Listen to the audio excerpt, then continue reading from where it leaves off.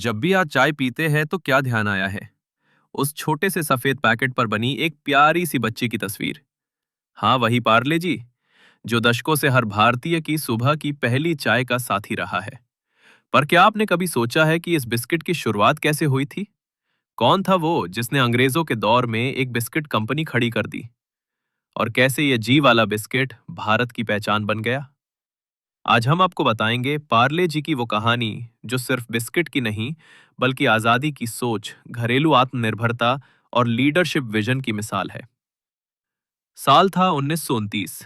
देश में अंग्रेजों का शासन था, बाजार पर कब्जा था, ब्रिटिश प्रोडक्ट्स का। हर जगह बिकते थे ब्रिटेन से आए हुए बिस्किट्स, जिन्हें आम भारतीय खरीद भी नहीं सकता था। इसी समय एक विजनरी इंडियन व्यापारी थे, मोहन लाल दयाल चौहान। उन्होंने एक सपना देखा, क्यों ना हम भी एक भारतीय बिस्किट कंपनी शुरू करें, जो हमारे लोगों के लिए हो, हमारी कीमत पर हो और हमारी पहचान हो।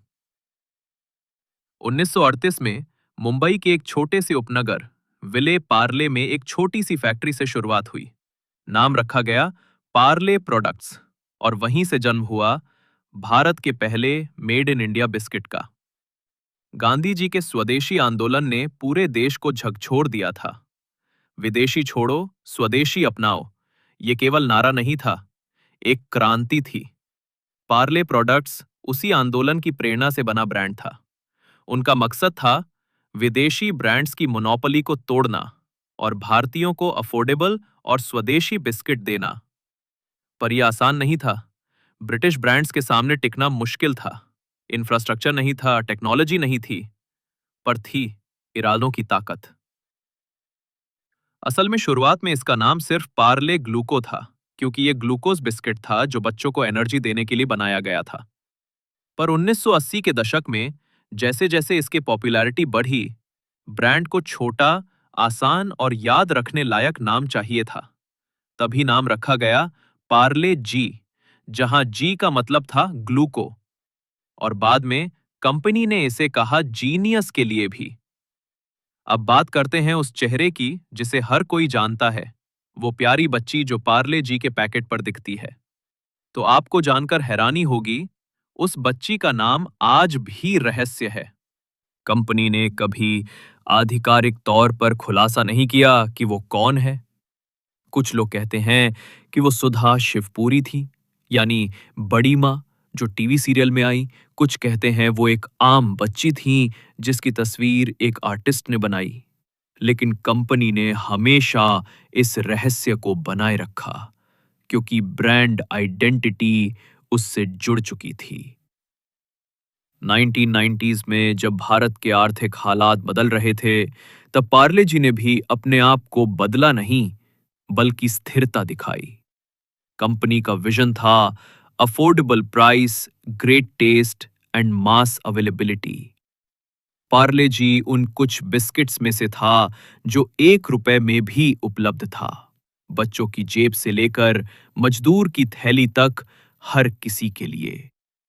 इस एक्सेसिबिलिटी ने पार्ले जी को बनाया भारत का सबसे ज्यादा बिकने वाला बिस्किट।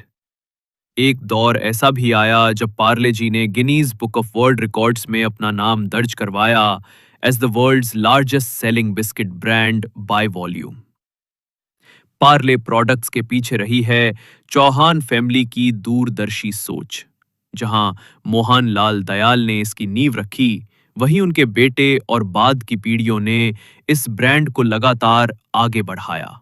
विजय चौहान, प्रकाश चौहान और शरद चौहान, हर लीडर ने कंपनी की आत्मा को बनाए रखा। देश के हर कोने तक अच्छा बिस्किट पहुंचाना, बिना क्वालिटी से समझौता किए। आज भी पार्ले जी की बिक्री लाखों टन में होती है, लेकिन अब मुकाबला है Oreo, Bourbon, hide and seek और विदेशी ब्रांड से। डिजिटल मार्केटिंग, मॉडर्न टेस्ट और हेल्थ फोकस प्रोडक्ट्स का दौर है। पार्ले जी अब नए अवतार में आ रहा है, बिना शुगर, मल्टीग्रेन, चॉकलेट फ्लेवर और बेहतर पैकेजिंग के साथ। पर उसकी सोल वही है, हर भारतीय की पहली चाय का साथी। पार्ले जी कोई सिर्फ बिस्किट नहीं था, ये आजादी की सोच का प्रतीक था। ये वो ब्रांड था जिसने अंग्रेजों के राज में जन्म लिया पर भारत की पहचान बन गया।